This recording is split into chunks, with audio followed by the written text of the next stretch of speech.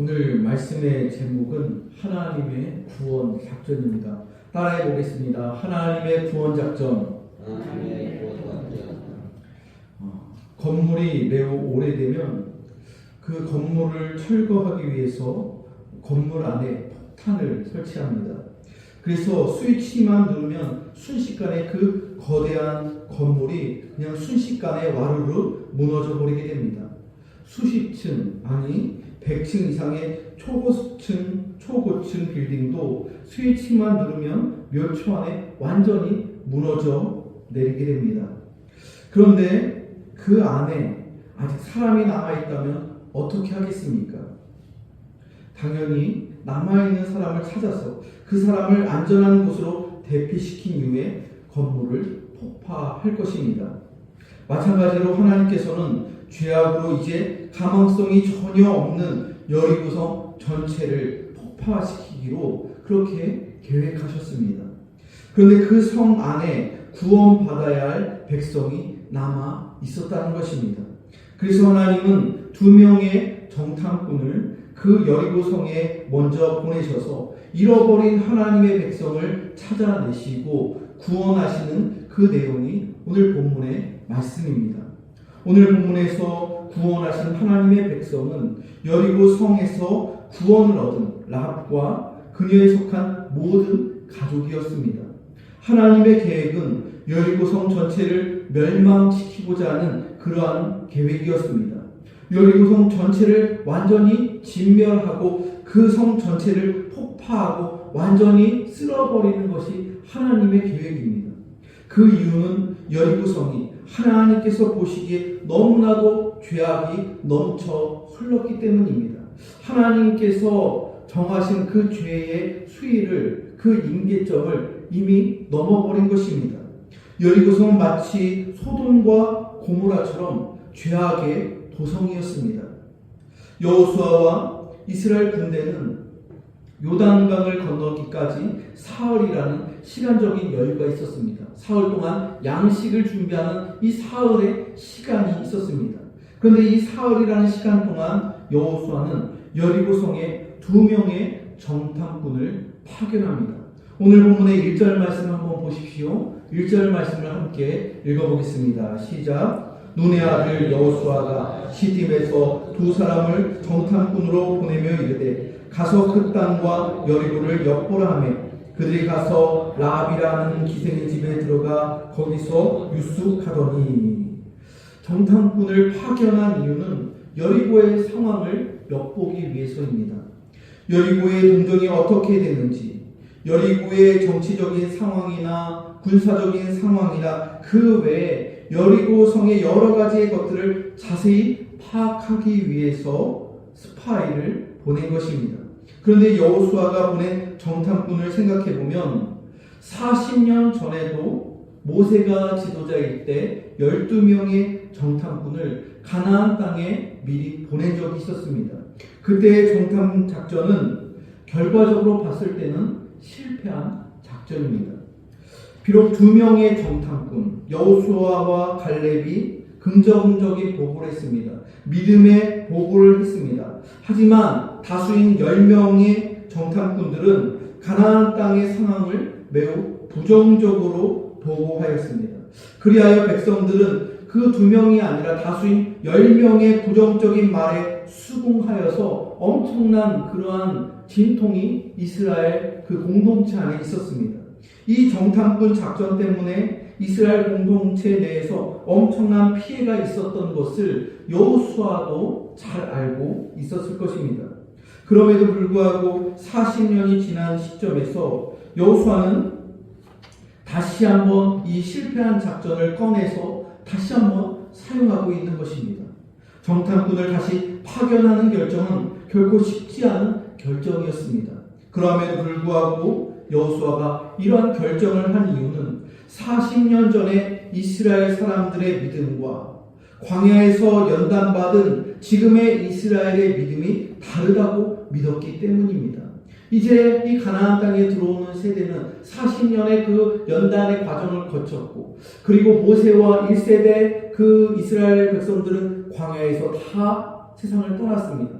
다 천국을 갔습니다. 그리고 이제 새로운 세대 여호수아와 이 세대의 이 이스라엘 백성들이 성숙한 믿음을 가지고 이제 가나안 땅을 들어가고 여리고성을 점령해야 하는 상황이었습니다. 그때와 지금은 다르다고 여호수아는 생각한 것입니다. 그만큼 연단받고 그만큼 믿음이 성장했기 때문에 그런 것입니다. 여호수아는 위험부담이 있음에도 불구하고 정탐꾼을 파견하는 이유는 여리고에 대한 정보를 얻고자 함이었습니다. 여러분, 선교사가 해외로 그 선교지로 파송을 받기 전에 선교지의 사정을 자세히 아는 것이 선교에 도움이 될까요? 아니면 잘 모르는 가운데 그냥 일단 가서 부딪히면서 그렇게 선교하는 것이 더 나을까요? 어떤 게 더 낫겠습니까? 아마도 두 가지 다 장점과 단점이 있을 거예요. 사전에 선교지에 대한 모든 것들을 다 분석하고 잘 준비하고 모든 정보를 준비해서 가는 선교사나 아무것도 모르고 언어도 안 됐고 또 아무것도 모르는 상황에서 그냥 거기 가서 맨 땅에 헤딩하면서 그렇게 사역을 하는 선교사나 이 각각의 선교사의 이 장점이 있고 또 단점이 공존할 거예요. 여러분, 교회를 선택하는 데 있어서도 이와 비슷하다는 거예요. 교회에 대해서 자세히 알아보고 가는 것이 좋을까요? 아니면 아무것도 모르고 일단 다니면서 알아가는 것이 좋을까요? 요즘에 많은 젊은이들과 또 젊은 세대들은 이사를 하거나 피치 못한 상황에서 교회를 옮길 때 그 교회에 대한 사전에 많은 것들을 이렇게 다 파악하고 그리고 신중하게 그렇게 조사해서 선택하는 경향이 있습니다. 그러나 과거에는 어땠었나요? 교회를 이렇게 선택하면서 고르면서 갔나요? 그냥 한 교회에서 무직하게 그 교회를 지키고 그 교회를 다니는 거죠. 담임 목사님의 말씀이 어떻든지 간에 무조건 여기 교회는 내 교회다 생각하고 그렇게 신앙생활을 한 것이죠. 저도 지금까지 목회를 하면서 여러 교회를 갔는데 그냥 하나님께서 부르시는 대로 주님 부르시면 아골골짝 빈들에도 어디든지 가오리다. 그러한 마음으로 소명 따라 저는 그 교회에 대한 사전 어떤 정보나 그런 거 없이 그렇게 가서 맨 땅에 부딪히고 헤딩하면서 그렇게 사역을 했던 것 같아요. 과거에는 아무것도 몰라도 소명 따라 가서 부딪히면서 사역을 했습니다. 그런데 요즘에는 교회 유튜브나 또 교회 홈페이지가 잘 되어 있는 교회들을 이렇게 들어가 보고 그리고 그 유튜브나 홈페이지에서 담임 목사님 사진도 보고 또 설교도 여러 번 들어보고 그리고 실제로 그 교회를 방문하면서 예배를 드리고 여러 교회들을 탐방 다니는 성도들이 있어요. 한 교회만 가는 것이 아니라 적어도 3교회, 4개 교회, 아니면 어떤 사람은 10개의 교회도 이렇게 다녀보는 거예요. 한 달 동안, 2달 동안, 아니 3달 동안 여러 교회를 다녀보면서 설교를 들어보고 또 그 교회의 분위기를 살펴보고 또 교회의 건물이나 시설들도 꼼꼼히 그렇게 살펴보는 성도들도 있습니다. 사역을 하고자 하는 전도사들도 요즘 비슷합니다. 교회에 대해서 사전에 여러 가지의 정보들을 분석하고 자기에게 득이 되는 그런 교회에서 사역하려고 그런 교회들이 나기를 이렇게 기다렸다가 그런 교회 면접을 보고 이력서를 넣고 그렇게 지원하는 그러한 전도사들도 요즘에 굉장히 많습니다. 이러한 정보들을 자세히 파악해서 사역하는 것을 여호수아식 사역 내지는 여호수아식 선교라고 할 수 있을 겁니다. 여호수아가 2명의 정탐꾼을 미리 파견하는 게 이러한 원리라는 거예요. 요즘은 대부분의 선교사 지망생들 역시 그 나라에 대해서 자세히 파악하고 여호수아식으로 선교를 접근하는 경향성이 있습니다. 그러나 여러분 120년 전에 우리 나라에 들어왔던 선교사님들은 아무것도 몰라도 부르시는 대로 하나님께서 그렇게 가라 하면 가고 거기에 순종했습니다. 상황에 대해서 자세히 알면 분명히 도움이 됩니다. 그러나 그 정보가 절대적인 것은 아니라는 거예요. 정보가 없어도 하나님께서 우리들을 기가 막히게 인도하시기 때문에 그런 것입니다. 우리가 하나님의 일을 할 때 인간적인 정보나 지식이 전혀 필요 없다고 그렇게 말할 수도 없을 겁니다. 정보도 필요합니다. 그러나 이것은 어디까지나 보완적인 거예요. 2차적인 거예요. 3차적인 거예요. 정보가 말씀보다, 그리고 이 지식이 하나님보다 더 앞서게 된다면 모세 시대의 정탐꾼들처럼 실패할 수밖에 없게 되는 거예요. 모세 시대에 그 12명의 정탐꾼 가운데 2명의 정탐꾼은 그 땅을 믿음의 눈으로, 하나님의 말씀의 관점으로 봤을 때 비전을 가지고 긍정적인 보고를 했지만, 믿음의 눈을 보지 않고 현실의 눈으로 그 땅의 객관적인 팩트와 그 정보만을 가지고 온 사람들은 절대로 우리들이 그 가나안 땅을 정복할 수 없다고, 그 땅의 거민들은 다 거대한 거인처럼 키가 크고 몸도 크고 우리들은 거기에 비하면 메뚜기처럼 그렇게 정말로 작고 보잘것없다고, 이렇게 부정적인 보고를 하는 것이죠. 그래서 그 10명의 정탐꾼들은 실패한 그런 정탐 작전이었다는 거예요. 여러분, 오늘날 얼마나 많은 정보들이 난무합니까? 얼마나 많은 사역자들이 정보와 자료들을 보유하고 있습니까? 그러나 그러한 자세한 정보가 사역자의 영성을 좌우하는 것은 아니라는 거예요. 하나님은 때때로 우리에게 어떤 중요한 결정을 내리기 전에 미리 사람을 통하여 중요한 정보를 우리에게 알려주실 때도 있어요. 혹은 다른 사람들에게 문의해서 어떤 지식을 얻기도 합니다. 그러나 그것은 어디까지나 참고사항에 불과하다는 것입니다. 더 중요한 것은 하나님의 말씀이요, 하나님께서 우리의 인생의 길을 인도하시는 하나님의 뜻이 더 중요함을 믿으시기 바랍니다. 아무리 정보가 많아도 그 가운데 인도하시는 하나님의 말씀이 없으면 모세 때의 정탐꾼처럼 실패하게 되는 거예요. 그러나 인간적인 정보나 지식이 없을지라도 하나님의 말씀이 우리의 중심에 있다면 그 사람은 반드시 형통하는 인생, 성공하는 사람이 됨을 믿으시기 바랍니다. 어찌됐든 여호수아의 명령에 따라 2명의 정탐꾼들은 여리고 성내에 잠입해서 그 성의 속사정을 속속들이 알게 되었습니다.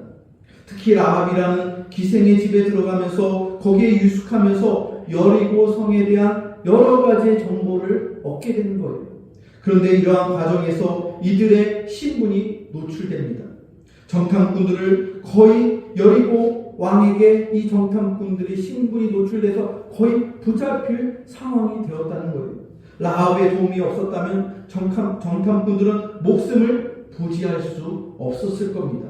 오늘 본문의 6절을 보면 그가 이미 그들을 이끌고 지붕에 올라가서 그 지붕에 버려놓은 3대에 숨겼더라. 라합은 자신의 목숨을 걸고 이 2 정탐꾼을 숨겨주었습니다. 자신의 집 지붕 위에 3대 안에 숨겨둔 거예요. 숨겨주었을 뿐만 아니라 여리고 성의 군사들에게 붙잡히지 않도록 그들이 탈출하는 방법과 그 길에 대해서, 그 탈출하는 그 길과 방법에 대해서 아주 소상히 알려주었습니다. 여러분, 대개 여성들은 약한 사람들에 대한 동정심이 있습니다. 이것을 모성애라고 합니다. 하지만 라합이 2명의 정탐꾼을 숨겨준 이유는 단순한 동정심 때문이 아니었습니다. 라합이 자신의 안전과 생명까지 걸고 2명의 정탐꾼을 도와준 이유는 여호와 하나님에 대한 소문을 그녀가 익히 들었기 때문입니다. 그녀는 분명히 하나님에 대하여 알고 있었고 더 나아가 하나님의 백성이 되기를 간절히 소망하였습니다. 그 내용이 오늘 본문의 9절부터 13절에 자세히 기록되어져 있습니다. 라합은 정탐꾼들을 숨겨주고 그들을 살린 이후에 3가지에 대해서 그 이스라엘 정탐꾼 2명에게 3가지로 그녀의 이야기를 합니다. 첫째는 하나님에 대한 소문입니다. 따라해볼까요? 하나님에 대한 소문. 오늘 본문의 9절과 10절에 나와 있습니다. 함께 9절에서 10절을 읽겠습니다. 시작. 말하되 여호와께서 이 땅을 너에게 주신 줄을 내가 안다. 우리가 너희를 심히 두려워하고 이 땅 주민들이 다 너희 앞에서 간담이 묻나니 이는 너희가 애굽에서 나올 때 여호와께서 너희 앞에서 홍해의 물을 마르게 하신 일과 너희가 요단 저쪽에 있는 아모리 사람의 두 왕 시온과 옥에게 행한 일 곧 그들을 전멸시킨 일을 우리가 들었음이니라. 여러분, 라합의 말을 들어보면 이스라엘 백성들의 이 출애굽은 대단한 뉴스였다는 거예요. 가나안 땅에 있는 모든 족속들이 이스라엘 백성들의 이 출애굽 뉴스를 다 들었고 이스라엘의 하나님이 누구인지를 이 출애굽을 통해서 알게 되었다는 거예요. 이스라엘의 하나님 여호와께서 애굽의 왕 바로에게 10가지의 재앙으로 그 애굽을 이기셨고 바로를 이기셨고 그들이 그 애굽에서 탈출할 때 가나안 땅으로 들어올 때 홍해 바닷길이 갈라졌으며 또 그들이 광야 40년 동안 살면서 또 두 왕과 싸운 그 전쟁의 승리 이야기를 다 듣고 이 가나안 땅에 많은 사람들이 익히 다 그 일을 알고 있었다는 거예요. 하나님에 대한 소문을 전해주는 라합은 여리고는 반드시 망한다는 사실을 깨달았습니다. 저는 말씀을 묵상하면서 라합이 참 지혜로운 여성이었음을 알게 되었습니다. 라합은 시대의 흐름을 읽을 수 있는 지혜로운 여성이었습니다. 라합은 이러한 사실을 소문을 통해서 들었다고 고백합니다.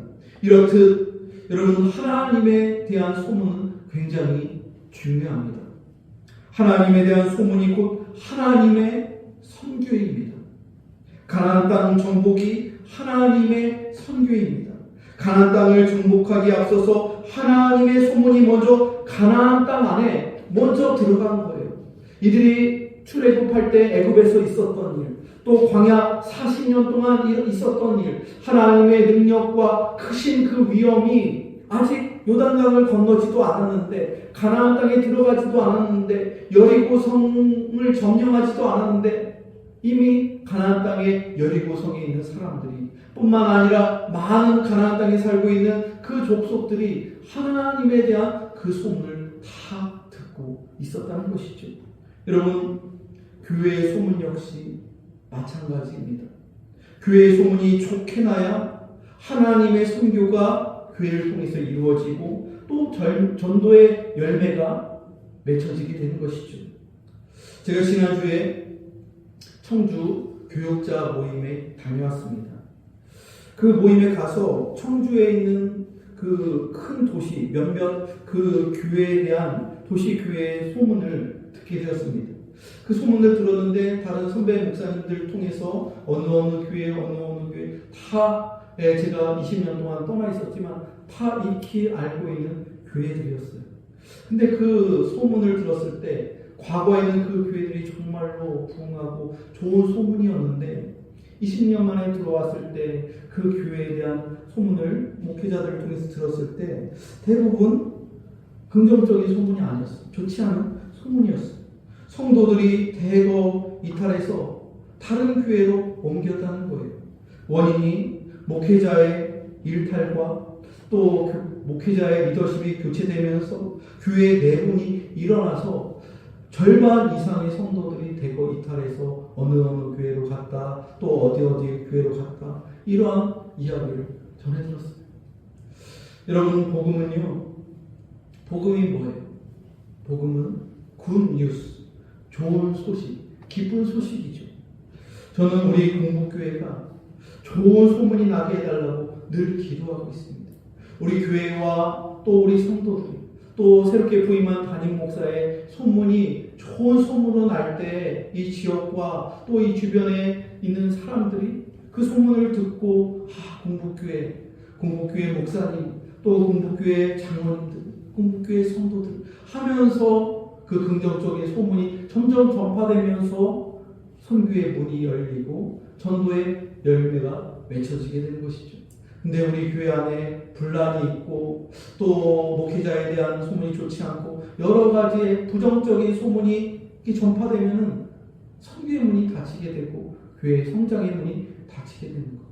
그러므로 우리들은 기도하면서 오늘 본문의 말씀처럼 하나님의 소문이 좋게 나서 여리고성까지 전파되어지고 그리고 그 사람과 그 가족들이 대거 회심하고 구원받는 놀라운 역사가 오늘의 우리 교회 안에도 일어날 수 있도록 우리가 함께 기도해야 될 줄로 믿습니다. 두 번째로 라합은 하나님에 대한 자신의 신앙을 고백합니다. 따라해 볼까요? 하나님에 대한 자신의 신앙. 그 하나님에 대한 소문을 듣고 자기의 신앙이 생겨난 거예요. 그리고 그 신앙 고백을 두 정탐꾼에게 라합이 고백하는 것이죠. 11절에 나와 있습니다. 함께 11절을 읽겠습니다. 시작. 우리가 듣자 곧 마음이 녹았고 너희로 말미암아 사람이 정신을 잃어나니 너희의 하나님 여호와는 위로는 하늘에서도 아래로는 땅에서도 하나님이시니라. 소문을 들은 라합에게 신앙이 생겨난 거예요.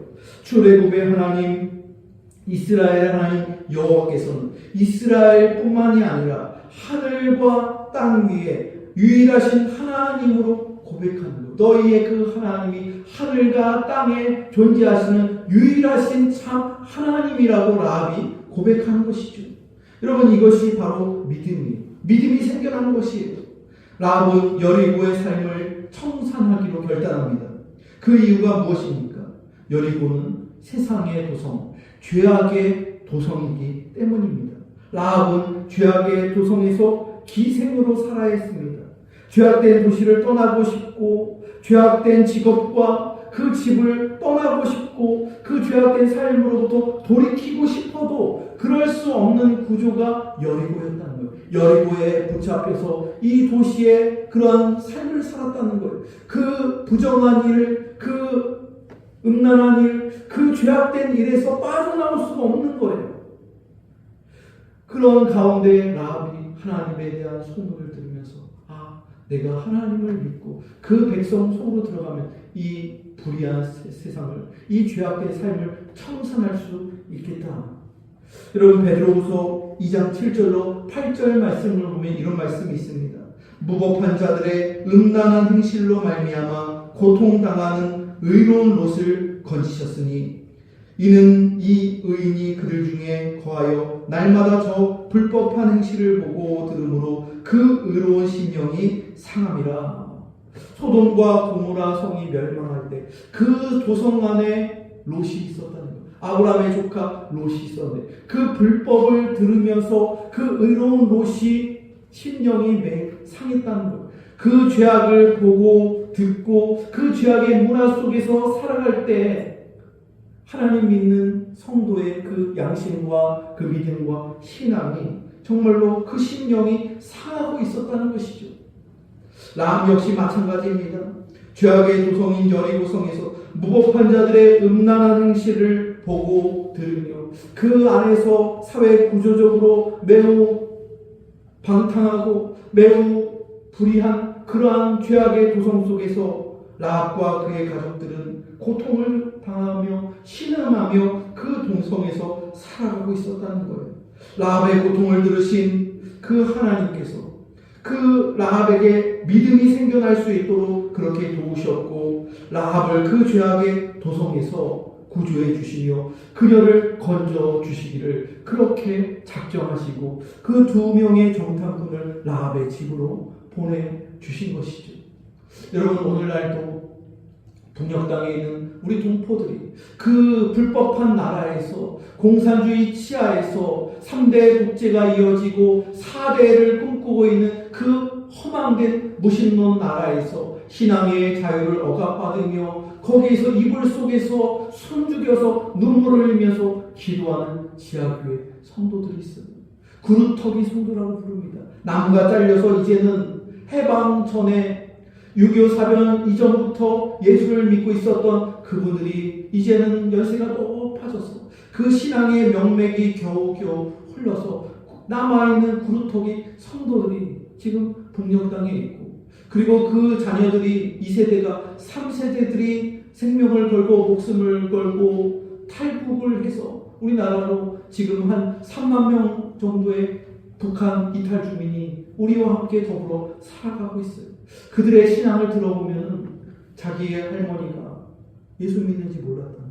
그런데 와서 보니까 또 연변에서 또 중국에서 탈주하는 과정 속에서 도와주신 전도사님들과 목사님을 통해서 복음을 전해 듣고 되고 들어와서 또 교회를 다니면서 그때 우리 할머니가 그때 우리 할아버지가 몰래 그렇게 중얼중얼 혼자 했던 게 그게 기도였구나.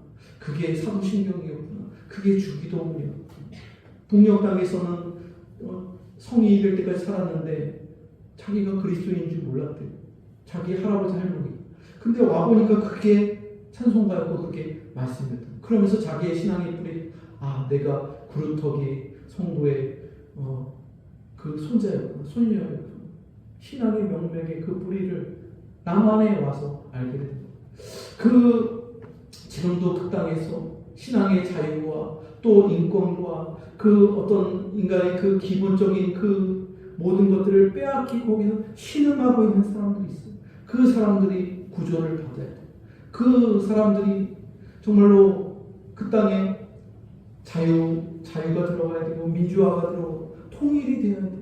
그리고 그곳에 하나님의 교회가 세워지고 하나님의 도성이 세워져야 돼요.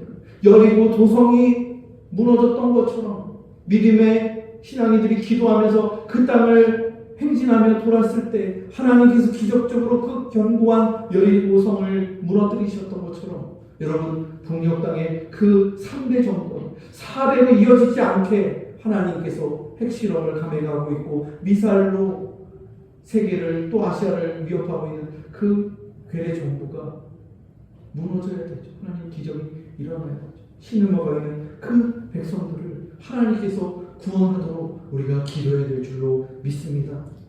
마지막 세 번째는 라합은 이들에게 인애를 베풀어 달라고 요청합니다. 따라해 볼까요? 인애를 베풀어 달라고 요청합니다. 마지막 12절로 13절 말씀입니다. 12절로 13절 말씀 함께 읽어보겠습니다. 시작. 그러므로 이제 청하노니 내가 너희를 선대하였은즉 너희도 내 아버지의 집을 선대하도록 여호와로 내게 맹세하고 내게 증표를 내라. 그리고 나의 부모와 나의 남녀 형제와 그들에게 속한 모든 사람을 살려주어 우리 목숨을 죽음에서 건져내라. 라합은 자기와 자기의 모든 가족들을 선대해달라고 간청합니다. 여기서 중요한 표현은 선대하다라는 말이에요. 히브리어로 선대는 헤세드라고 합니다. 따라해 볼까요? 헤세드. 이 헤세드가 선대 혹은 인애라는 뜻이 인애.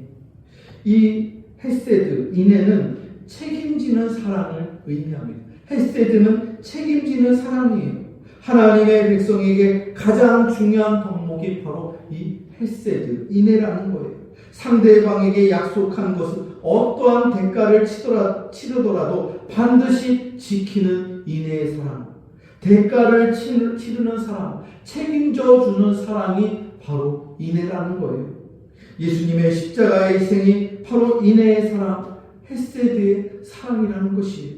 그러므로 그리스도인들은 타인을 선대해야 합니다. 타인을 위해 희생하고 타인을 위해서 우리가 기꺼이 대가를 지불하며 희생할 수 있는 그 책임지는 사랑을 우리 그리스도인들이 가져야 됩니다. 기생 라합이 목숨을 걸고 두 정탐꾼을 선대했던 것처럼 이제 두 정탐꾼은 라합과 그녀의 모든 가족의 생명을 반드시 책임져야 하는 이 헤세드의 사랑을 감당해야 하는 것이죠. 오늘 말씀을 통해서 우리는 하나님께서는 잃어버린 한 사람을 찾으셔서 죽음의 상황에서 건져주시고 끝까지 책임져 주시는 인내하신 하나님인 것을 우리는 깨닫게 됩니다. 인내하신 하나님 아버지께서 우리를 구원하시기 위하여 자기 아들 예수 그리스도를 아낌없이 십자가에 내어주셨습니다. 그 하나님의 사랑, 그 희생하신 그리스도의 사랑이 바로 십자가의 사랑, 헤세드의 사랑, 책임져 주시는 사랑임을 믿으시기 바랍니다. 지금도 세상 속에서 방황하며 갈등하며 하나님을 찾고자 하는 라합과 같은 사람들이 굉장히 많이 있습니다. 이 사람들을 찾아내어 건져내야 할 사명이 바로 우리 공복교회와 우리 성도들에게 있다는 것이에요. 하나님에 대한 소문, 교회에 대한 이 소문을 통해서 라합과 같은 세상 사람들이 구원을 받게 되는 것이죠. 저와 여러분은 하나님으로부터 파견을 받은 일종의 정탐꾼입니다. 우리가 바로 하나님의 선교를 감당하는 정탐꾼이라는 거예요. 정탐꾼의 사명은 세상으로 깊이 들어가는 거예요. 가나안 땅으로 들어가야 합니다. 여리고 성으로 들어가야 합니다. 죄악의 도성에서 신음하고 있는 라합과 같은 안타까운 영혼들을 찾아내고 건져내야 할 사명이 바로 저와 여러분들에게 있다는 거예요. 먼저는 여러분의 가족을 주님께로 인도하시기를 바랍니다. 라합이 자기보다도 먼저 나와 나의 아버지와 나의 가족들이 구원받을 수 있도록, 이들이 죽음에서 건짐을 받을 수 있도록, 이 죄악의 도성에서 구조받을 수 있도록 꼭 우리를 책임져 주십시오. 우리를 선대하십시오. 그렇게 간절히 기도하며 요청했던 것처럼 우리 성도들, 나의 남편을 위해서, 나의 자녀들을 위해서, 나의 손자들을 위해서 하나님 우리의 자녀들을 이 죄악의 도성에서 구원하여 주십시오. 이 기도를 평생 해야 한 것입니다. 여러분, 우리들은 공동리와 오송과 청주시의 수많은 사람들이 주의 소문을 듣고, 하나님의 소문을 듣고, 우리 교회의 소문을 듣고, 믿음으로 나와 인내하신 그리스도께로 나와 책임져 주시는 십자가의 사랑 그 예수님께로 나와 하나님의 선교와 전도의 역사가 활짝 열려지는 이 귀한 사명을 감당하는 우리 모든 성도들이 다 되시기를 주님의 이름으로 축원합니다.